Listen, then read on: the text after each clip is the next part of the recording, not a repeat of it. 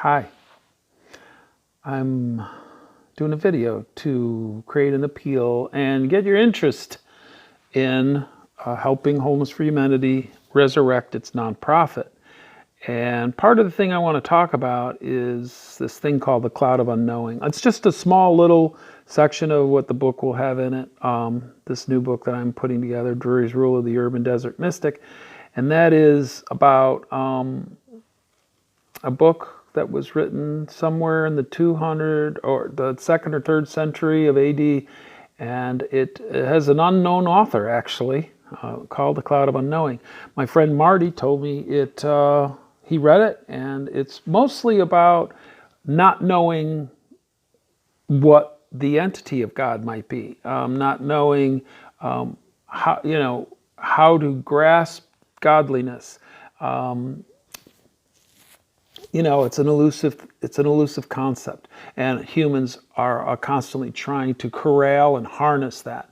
So I think the Cloud of Unknowing has a lot to do with that. But before I read the book, I read the first little bit of it, but the concept I came up with regarding the Cloud of Unknowing is more about the things we don't know, good and bad. So the Cloud of Unknowing, I say something got stolen from me, or somebody said something bad about me, or said something else happened, and I say, why would they do that? Who could have stolen something from me? Was it premeditated? Was it somebody I knew? Was it somebody I didn't know? Did I lose it? Who knows what?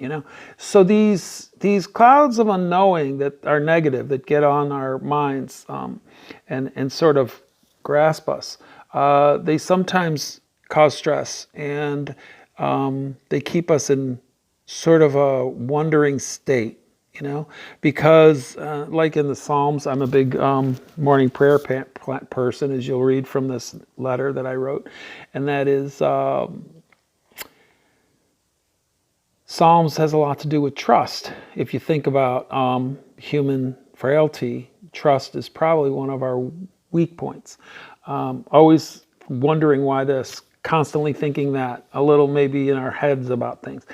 So the other part, moving on, the other part about the Cloud of Unknowing are the good things that we might have been done in the world, or the good things we didn't know we might have done, or have no idea that occurred because of who we were in the world.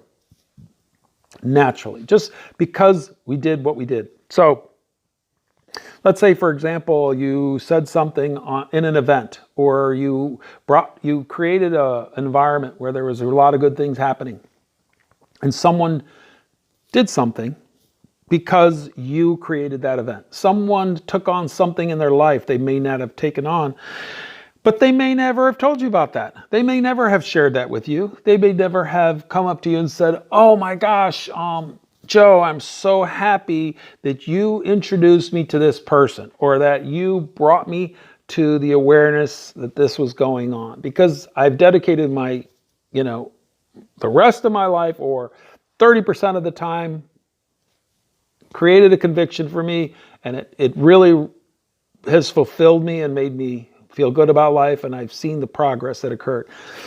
So let's say this happened all over the place. Let's say throughout your whole 40, 60, 80 years of your life, however many years you've been around, that you've inspired people to do magnificent, fantastic, brilliant things that changed their lives. And then because they did something, they've changed hundreds and thousands, or maybe even millions of lives because of who they became. One of the good examples is an eco tour, of which I did about 20 on this one specific route. And the National Stadium was one of those stops, because it's a LEED certified stadium, one of the first ones in the country. And interestingly, one of the participants was an attorney, and he saw the stadium, he saw how many great things there were, and he rallied and proposed to the city, or to the stadium, that they should put green signs up that talked about every single initiative they had in there, so that the hundreds of thousands of people that rolled through there during the season would be able to see these great initiatives and be inspired by that. And he talked about low flush toilets and green roofs and all the different types of fertilizer, that natural fertilizer they use on the grass, and all the other things. So these are the things that we don't know that are good. And we sit there and we don't focus on that. We don't dwell on ourselves and say, oh, look at how great we are. Look at all the great things we've done in the world, I hope.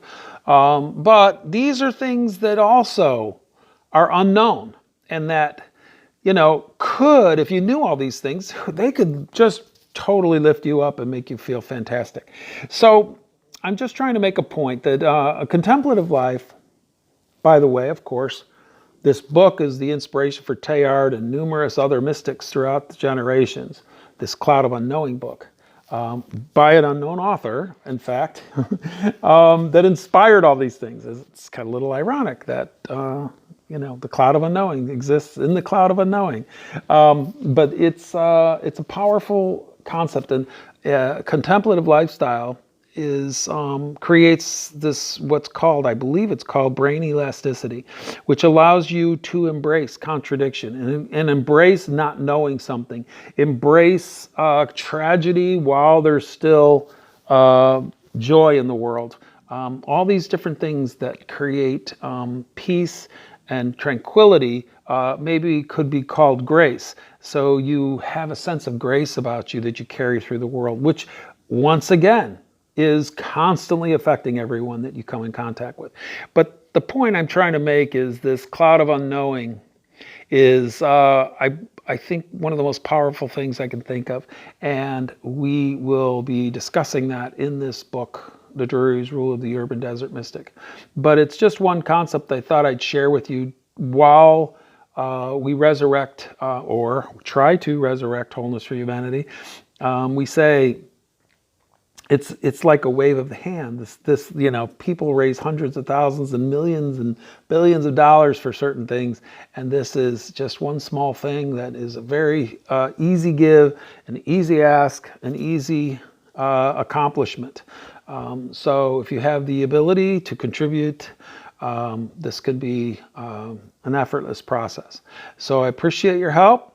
And, maybe when I see you next time, I'll ask you what you thought about the Cloud of Unknowing, or maybe you're going to email me and tell me anyway.